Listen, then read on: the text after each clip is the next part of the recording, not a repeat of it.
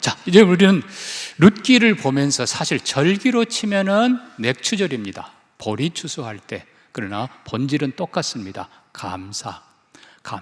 어떻게 보면 감사할 수 없는 상황, 나오미 풍족하게 나갔지만 빈손 정도가 아니고 남편 잃고 두 아들 잃고 소망 없는 외로운 한 여인. 그렇지만 하나님께서 고향 땅에 양식을 주셨다 하는 얘기를 듣고 일어나 하나님께로 돌아옵니다. 여러분, 돌아갈 번향이 있음을 감사하십시다. 혼자 가는 것이 아니라 얼마나 부끄럽다고 그랬어요. 부자의 책임 외면하고 찰난 척 뒤돌아서 나갔는데 초라하게 돌아오는, 그럼에도 불구하고 사랑하는 룻이 있어 감사. 부끄럽지만 나오미 잘 왔어, 환영해주는 고향 사람들로 인해 감사. 여러분, 우리 가정의 교회가 그렇게 되기를 소망합니다. 감사. 자, 이제 우리는 룻의 감사도 보았습니다. 어머니를 따라서 낯선 땅으로 갑니다. 그렇지만 믿을 만한 어머니, 나를 딸처럼 여겨주는, 나를 위해 모든 것 아끼지 않는 어머니가 있어서 감사. 나 같은 사람 이방인이라고 물리치지 않고 이삭 줍게 해주십시오 했더니 허락한 그 사환. 여러분, 이 반장이 얼마나 중요한지 제가 말씀드렸잖아요. 그냥 그러려니 정도가 아니고 보아스에게 이 여인을 칭찬하면서 이른 아침부터 와서 낮에 잠깐 쉰 후에는 지금까지 계속합니다. 이 여인을 성실하게 보고 그대로 칭찬해주는 사환. 그래서 보아스가 이 여인에 대해서 마음이 열리고 축복합니다. 네가 한 일을 내가 다 들었다. 네가 시므에게 한 일, 죽은 자들에게 한 일, 특별히 네가 하나님께 나온 것을 내가 들었다. 여호와께서 네게 온전한 상 주시기를 원하노라.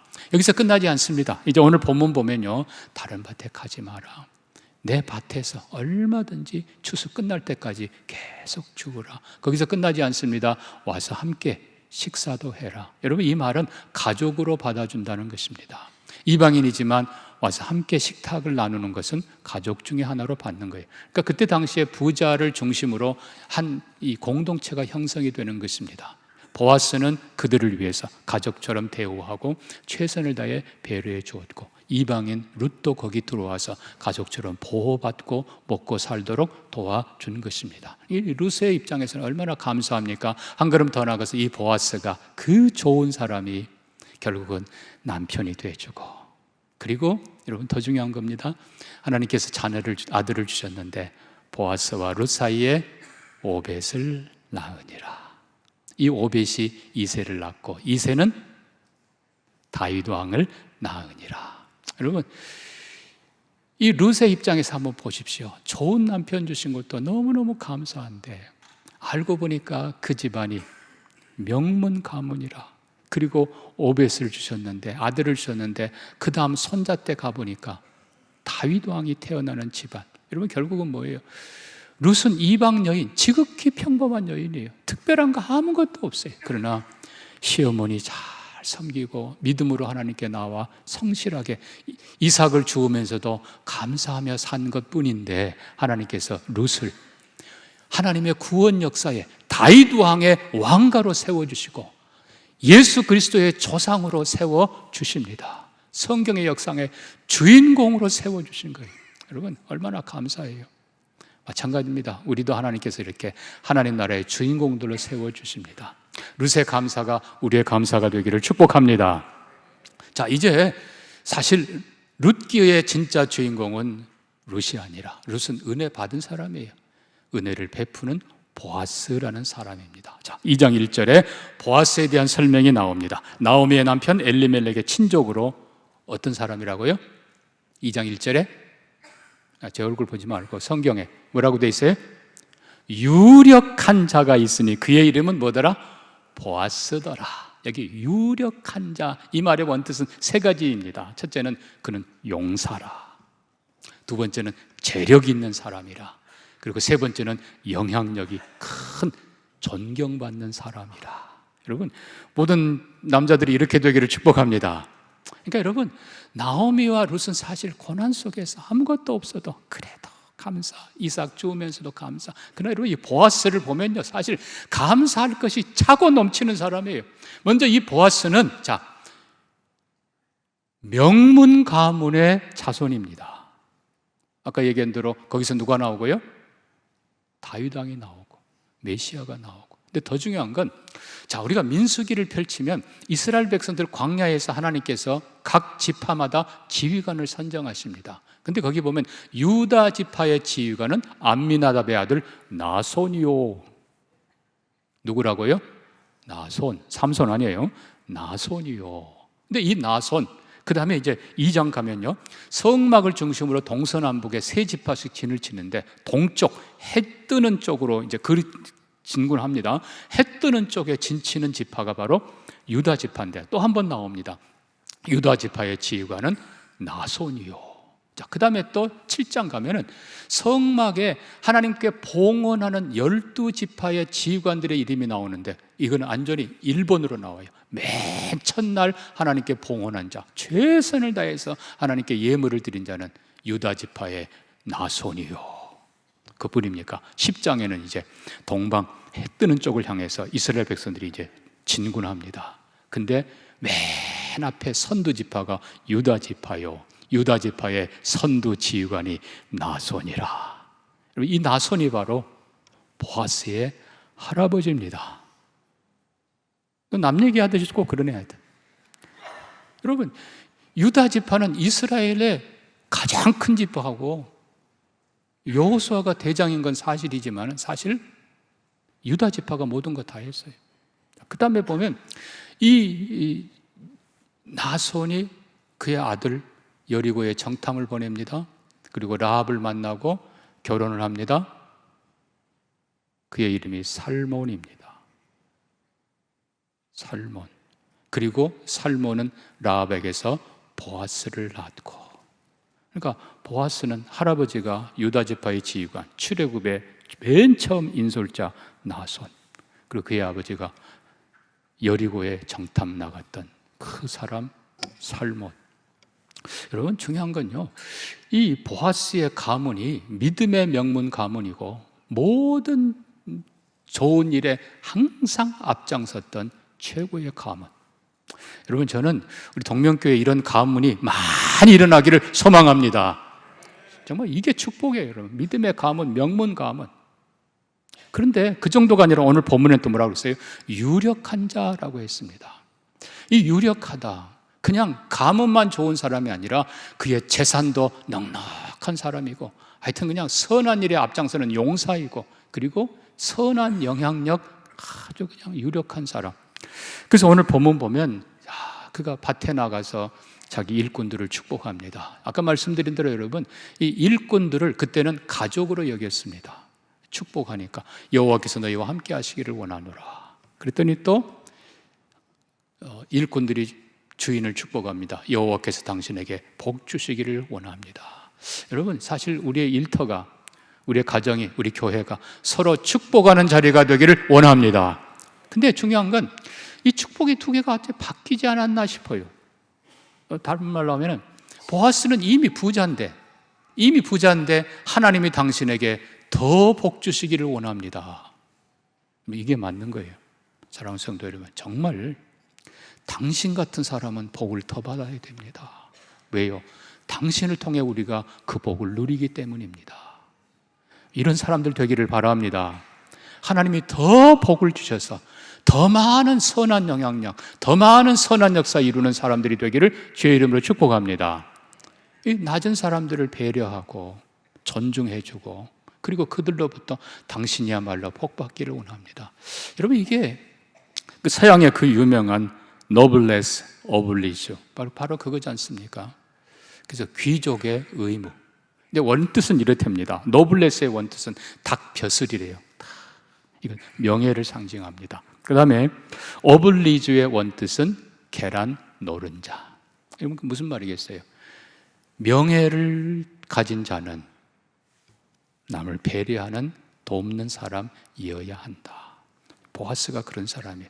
근데 문제는 이게 쉽지 않다는 것입니다. 우선은 1장에 등장하는 엘리멜렉조차도 흉년 들었을 때 분명히 하나님은 네 형제를 나눠주라 도우라 했는데 짐 싸들고 풍족하게 싸들고 도망갔습니다. 여러분, 결과가 비참합니다. 모압 땅으로 도망갔는데 죽습니다. 두 아들마저 세상 떠납니다. 가진 거 다 잃어버립니다. 여러분, 이게 우연은 아니에요. 제가 또 하나 말씀드립니다. 사무엘상 25장입니다. 자, 여기 잘 보십시오. 마온에 한 사람이 있는데 그의 생업이 갈멜에 있고 심히 부하여 양이 3,000마리, 염소가 1,000마리. 자, 근데 성경은요, 참 어떻게 보면 재밌습니다. 욥을 표현할 때는 우스 땅에 욥이란 사람이 있었는데 이름이 먼저 등장해요. 그가 정직하고 그가 하나님을 경외하는 사람, 그리고 아들이 7, 딸이 3, 그리고 나서 재산이 쭉 기록됩니다. 자, 하나님께서 욥을 기록할 때는 이름 첫째, 그리고 신앙, 그리고 자녀, 마지막에 재산을 기록했습니다. 근데 요 사람 다시 띄워주십시오. 요 사람 아직 이름 모르지요? 아직 이름이 안 나와요. 그냥 재산부터 나와요. 심히 부한데 양 3,000, 염소 1,000마리, 갈멜에 그리고 양털을 깎고 있었다. 그리고 나서 그 사람 이름이 등장합니다. 이름이 뭐라고요? 나발. 그의 아내 이름은 아비가일이라. 여자는 총명하고 용모가 아름다우나 남자는 완고하고 행실이 악하여. 근데 중요한 건 어디 족속? 갈렙 족속이었더라. 그 유명한 믿음의 용사 갈렙의 손자인데, 갈렙의 후손인데 남을 섬기기는커녕 부를 자랑하고, 특별히 다윗이 사울을 피해 이 지역에 숨어 있을 그때에 다윗의 용사들이 이 사람을 많이 도와줬습니다. 보호했습니다. 마침 양털 깎는 일이 있어. 이건 잔치를 베푸는 날입니다. 다윗이 소년들을 보내서 좀 먹을 것 좀 챙겨오라. 갔는데 나발이 여지없이 모욕하고 그리고 쫓아보냅니다. 자, 소년들이 와서 다윗에게 보고하니까 다윗이 말합니다. 내가 가만두지 않는다. 근데 다행히 그때에 아비게일이 급히 음식을 준비해가지고 달려와서 무릎을 꿇고 용서를 구합니다. 자, 그 다음에 어떻게 되는가 보십시다.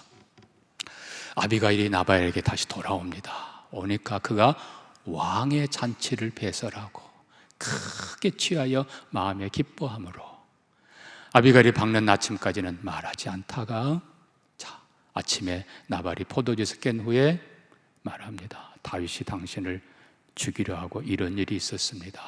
그가 낙담하여 몸이 돌과 같이 되었더니, 그 다음에 보십시오. 한 열흘 후에 누가 하셨다고요? 여호와께서 나발을 치심에 그가 죽으니라. 여러분, 셋 다 엘리멜렉, 보아스, 나발 셋 다 유다 지파예요. 셋 다 부자예요. 사랑하는 성들은, 여러분들 정말 보아스처럼 되기를 축복합니다. 나눠주고 베풀고 내 가문 자랑하는 사람이 아니라 책임 다하는 사람, 그것도 그냥이 아니고 성실한 사람. 하나님께서 이 보아스에게 은혜를 주셔서 이방 여인이지만 성실한 여인, 그 여인 현숙한 여인이라 부르게 하시고 하나님의 은혜 섭리 가운데 그 여인과 결혼하고 하나님의 믿음의 가문 그리고 왕가를 이루어 주십니다. 자, 우리가 이제 기억해야 될 건 이 보아스가 도대체 누구인가? 늘 우리가 성경에서 기억해야 될 건 이 보아스가 바로 정확하게 다윗 왕의 고조 할아버지고 예수 그리스도의 조상. 결국은 예수 가장 많이 닮은 사람 보아스인 것입니다. 자, 우선 그 고향부터 좀 봐야 됩니다. 베들레헴. 이 보아스의 고향 베들레헴, 그리고 그곳에서 얼마 후에 태어나는 다윗 왕, 그리고 훗날 그곳에서 베들레헴에서 메시아가 오십니다. 미가 선지자는 이렇게 말합니다. 베들레헴 에브라다야, 너는 유다 족속 중에 작을지라도 이스라엘을 다스릴 자가 네게서 나올 것이라. 그의 근본은 상고의 영원에 있느니라. 영원부터 계신 분이 베들레헴에 메시아로 오실 것이라고 예언하십니다. 말씀드린 대로 이 보아스는 예수 그리스도의 조상이고 그리고 그 고향. 근데 더 중요한 게 있습니다. 이 보아스는 그의 성품이 열린 사람, 아랫사람에게 열려있는 사람. 그러다 보니까 당연히 이방인에게도 열립니다. 물론 그의 어머니가 라합이기 때문에도 그렇습니다. 열린 사람. 여러분, 이 열린 마음이 왜 중요한지 아십니까? 열린 마음에서 감사가 나오기 때문입니다. 마음이 닫히면 감사가 나올 수가 없어요. 모든 것이 내 중심이고 이기적이 되고 내 욕심 차리면 거기는 감사가 사라집니다. 그러나 마음을 열면 그것도 감사, 그래서 감사, 그리 아니해도 감사. 여러분 마음이 활짝 열리기를 축복합니다. 예수님은 누구든지 내게로 오라. 우리 주님의 그 열린 마음을 보아스가 그대로 보여줍니다. 또 룻기 3장 마지막 절 보면 이렇게 썼습니다. 시어머니가 이르되 내 딸아, 이 사건이 어떻게 될지 알기까지 앉아 있으라. 기다려라. 그 사람이 오늘 이 일을 성취하기 전에는 쉬지 아니하리라. 여러분 아까도 얘기했습니다. 보아스 부자예요. 옛날 부자들은 일하지 않았습니다. 아예 일터에 가지도 않았습니다. 그냥 하인들 농사 짓게 하고 니네 얼마 갖고 나머지 다 가져와 그러면 끝났어요. 그러나 보아스는 일터에 가서 격려해주고 그들과 함께 식사하고 그들의 필요를 봐주고 그리고 그 다음도 보십시오. 노젓가리, 타작마당까지 함께 합니다. 여러분 성실한 보아스, 선한 일을 이루기까지 쉬지 않는 보아스. 이 보아스의 모습을 성경은 이렇게 또한 예언합니다. 이사야 9장 말씀입니다. 하나기가 낳고 그의 이름은 기묘자, 모사라, 전능한 하나님이라, 영조자산 아버지라, 평강의 왕이라. 메시아죠. 그 정사와 평강의 다음에 무궁하고 그가 다윗의 왕좌에 앉아 그 나라를 굳게 세우고 영원히 정의와 공의로 그것을 보존하실 것이라. 만군의 여호와의 열심히 일을 이루시리라. 쉬지 않으시는 하나님, 일하시는 하나님. 우리 예수님 모습 그대로입니다. 마태복음 9장 35절 보면 예수께서 모든 도시와 마을에 두루 다니사 그들의 회당에서 가르치시며 천국 복음을 전파하시며 모든 병과 약한 것을, 원래 성경 표현으로 하면 일일이 고치시니라. 한꺼번에 그냥 치료, 이게 아니에요. 한 사람 한 사람 격려해주고 사랑해주고 기도해주고 치유해 주십니다. 여러분 수고하고 일하시는 예수 그리스도의 모습. 근데 더 중요한 게 있습니다. 자, 오늘 본문의 20절입니다.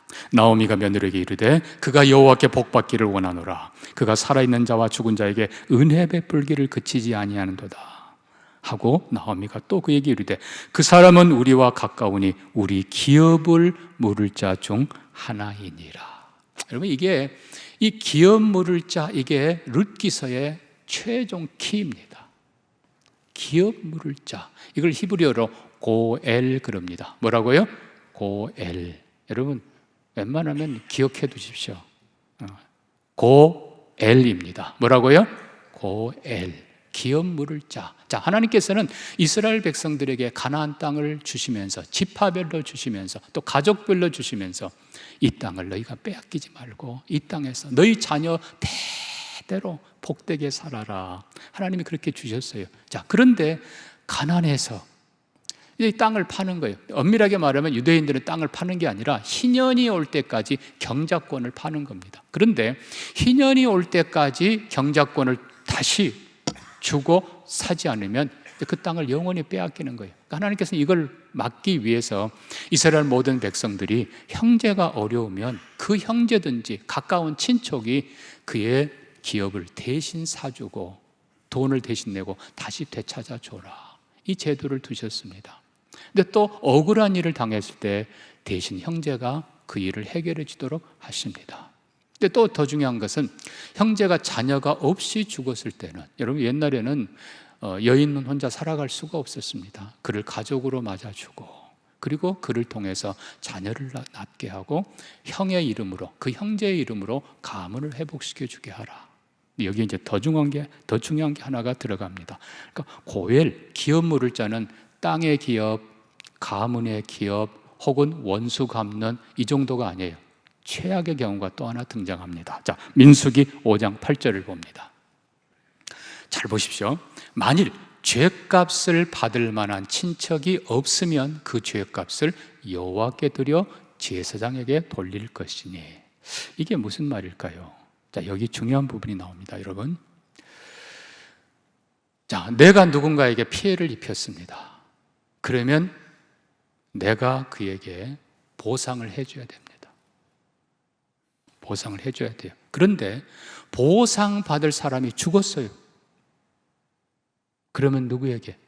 형제나 친척에게 대신 보상을 해줘야 돼요. 자, 이게 역으로 똑같습니다. 자, 내가 어쨌든 죄값 내지는 보상금 내지는 어쨌든 벌금을 내야 돼요. 근데 돈이 없어요. 그러면 매로 대신하든지 다른 방법으로 하기도 하지만 더 중요한 건 형제들이 모아서 대신해 줍니다. 근데 여기 또 중요한 게 있습니다. 때로는 반드시 형벌을 가할 때가 있습니다. 태장을 가할 때가 있어요. 벌을 받아야 될 때가 있습니다. 그러면 여러분 그 매를 40에 하나 가만 39대 매를 맞고 나면 사람 다 터져요. 못 견뎌요. 그래서 형제들이 모입니다. 39대 맞아야 되는데 어느 형제가 잘못하면 한 형제가 와서 형님 혹은 동생 내가 5대 맞아줄게요. 또 다른 형제가 와서 나도 5대 맞아줄게요. 본인이 절반은 맞아야 돼요. 나머지를 서로 맞아주는 거예요. 근데 여러분 그 맞아야 될 사람이 병들었거나 도저히 할 수 없을 때는 그때는 형제들이 혹은 기업 물을 자들 이 사람 고엘들이 와서 내가 대신 맡겠습니다. 내가 대신하겠습니다. 이게 고엘 제도의 실은 핵심이에요. 자, 결국 예수 그리스도가 누굽니까? 우리의 잃어버린 기업, 우리의 잃어버린 신분, 우리의 잃어버린 가족. 여러분 제일 중요한 신분이 하나님의 자녀, 의인이에요. 근데 죄를 지으면 아무것도 없이 다 없어져요. 근데 중요한 건 내가 맞아야 될 매인데, 형벌인데 우리 주님이 내가 대신 맞아줄게. 우리가 감당하지 못하기 때문에 내가 대신 맞아줄게. 그래서 예수 그리스도가 형틀 십자가 위에서 나 대신 그 채찍과 매를 다 대신 맞아 주십니다. 이게 고엘의 핵심이에요. 사랑하는 성도 여러분, 이분이 우리 주님이에요. 그분이 바로 보아스의 모습이고 고엘 우리의 모습이에요. 대신해서 다 해주는 분. 사랑하는 성도 여러분, 우리가 다시 감사가 가득하기를 소망합니다. 이렇게 좋은 구세주가 계심을 감사. 우리를 구원하신 하나님께 감사. 광야길을 걸으며 옛적에 빈손이었던 우리를 이렇게 축복하신 하나님께 감사. 현숙한 아내를 주신 것을 감사. 좋은 남편 주신 것을 감사. 서로 축복하는 베들레헴 아름다운 사람들로 인해 감사. 우리의 가정과 교회가 그렇게 하나님께 감사하는 우리 모두가 되기를 소망합니다.